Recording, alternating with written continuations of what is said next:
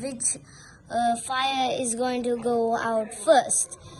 There are 3 candles at the same size and the glasses at different sizes, one small and one medium and one large. So we are going to put on the glasses on top of the candles. First we are going to start off with small and then big, medium and then big.